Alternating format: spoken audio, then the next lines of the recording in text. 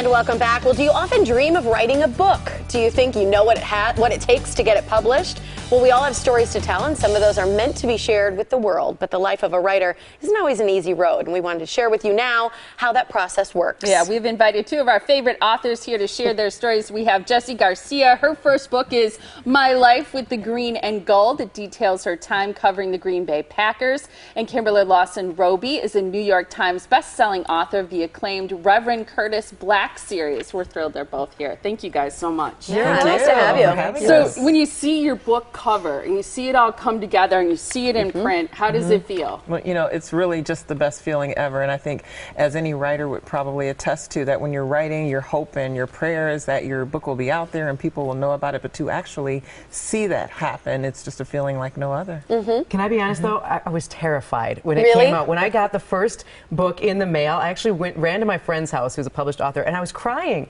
And I said, I don't know if I'm ready to share this with the world. It was on my laptop. It was in my brain. It was on my laptop. And now it's in published form. And I kept thinking, it's not good enough. I don't want it. Can I pull the reins back? It feels personal probably too, When right? it's a memoir, it's very personal. So you've dug really deep into yourself as well, and you're sharing it with the world and critics and everybody else. Yeah, I get that. Yeah, how do you guys decide what to write about? Because, you know, especially if you want to write or if you feel like you've got that gift, there's probably a lot of things you could write about. So how did you decide the topic, or even for you, a series? And it is, and you know, for me with fiction, I've done real life social issues, and I decided to do that because with the first book, I had written about social status and infidelity and gambling addiction between two marriages. And so I heard from readers more often than not that they wanted to keep reading because they could relate to the real life issues, even though these were about fictional characters. And so I decided to continue. So every single book since then, all 22, it's some social issue. So I start with the issue before I ever create the characters around it. And for you, Jessie, obviously it was your life's work. I mean, you've been working in sports and reporting and anchoring in the news and sports for years. Right, and for that book, I always thought that people might be interested in sort of behind the scenes with the Packers and with the TV station and that kind of thing. So I've written a second and a third book since then. The second one will be out in just a couple of weeks, and the third one next year. I write all nonfiction, all sports related, all sort of history related, because those are topics that really interest me. Yeah. How personal does your writing have to feel? You know, you talked about picking the topic.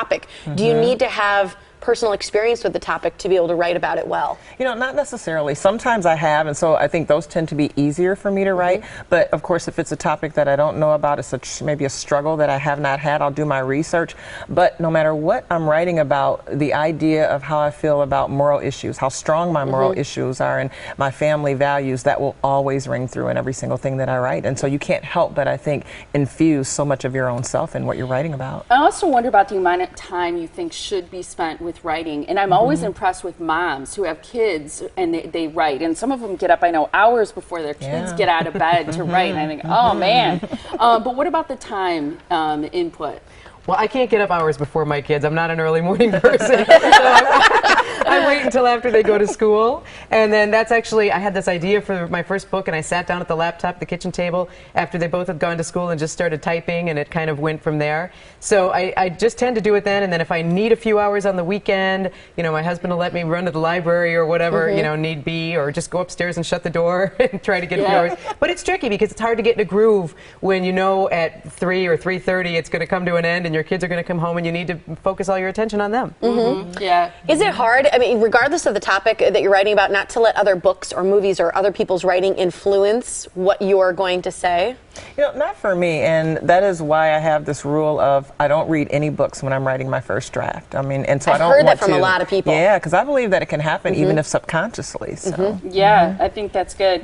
What about the rejection factor and the no's that you get along the way, or the feeling like, yeah, this isn't that great? Should you expect them? You're both laughing. Well, you know, I think I was pretty naive, and that's why I'm laughing about it, is when I wrote my book and I compiled this list of 14 literary agents, and I said to my husband, so what I'll do is, you know, I'll choose one of them and I'll turn down the other 13, you know, that want to represent me. You know, surely all 14 will say, here, we want to, you know. And it didn't happen. I received a rejection letter from every single one, just one after another. Same thing when I went directly to publishers, the editors. It was one, sometimes form letters where, you know, that was it. And so that's when, you know, my last result and my last option was to self-publish. And my husband said, you know, take your business background, you know, start your own company and do it yourself. And that's what I did. did. Good for you. Yeah, you just have to know going in you're going to get a lot of no's. Yes. You have to be okay with that. That's part of being an author. Yes, Yeah. it is. So you mentioned, so if there's somebody at home who says, you know, I want to write, or I have written, I've got this book in the drawer, what are the steps that you took? You said compiling a list of literary agents. Is that number one once it's written? It is, and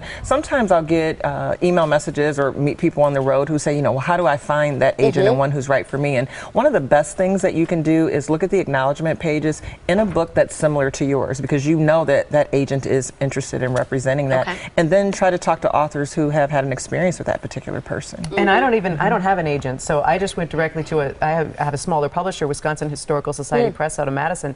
Great publisher though, but you don't need an agent to work with some of the smaller publishers, regional publishers. And my tip would be to think about your niche and maybe a regional type publisher. So, you know, the Wisconsin Historical Society Press was perfect for me because they publish everything related to Wisconsin, which are exactly what, you know, my books are. Would you just Google these names? Yeah, I mean, I hadn't thought of them at first at all. Actually, it was my mom who said, have you ever considered the Historical Society Press? And I thought, what does my book have to do with the Historical Society? But it turns out that we were just a perfect fit for each other. So, you know, I always tell people just, you know, think outside the box a little bit and think about some of those other types of publishers and, you know, look in different places. I subscribe to a magazine, Poets and Writers Magazine, which is a great magazine and has a whole, you know, lists and lists of different literary journals and contests and things that you can enter too, and agents and everybody else. We often have authors on the show who have a book signing maybe that evening or within the next few days. And I always wonder, is that sort of a privilege, or how do you, in booking those, how does that work? No, it is a privilege, and for me it's really part of the best thing that I do with my work. It's one thing to write it, but to actually go out and meet the readers who are kind enough to, you know, buy your books and support you and give you the feedback. I mean, there's just no better feeling than that. That's just, you know, that's up at the level of when you first see that first book in print. But at the same time, you know, it's not as easy, and I'm seeing that it's not necessarily as necessary or as common because of social media. In the age of social media, you know, your readers are happy when you're just interacting with them back and forth personally as well. We're out of time. I'm wondering if you can give just a number and not anything more, but how much money should you expect to set aside to invest in writing, publishing, and promoting? You know, it's a little different today, but I think it's easier for us, you know, for my husband and me, it was about $20,000. That was to promote it, to get the publicity. And that first printing of 3,000 copies was $5,000 just in itself. Now you have self-publishing companies that will foot a lot of the bill. They, you know, may earn a percentage of what you're selling, but it's a lot easier for you and a lot more I'll just echo that in that it's just, you know, you should be prepared to invest thousands to start off with if you want it to be well done. And you do. You want it to be copy edited, you want to have a good cover and all that type of thing.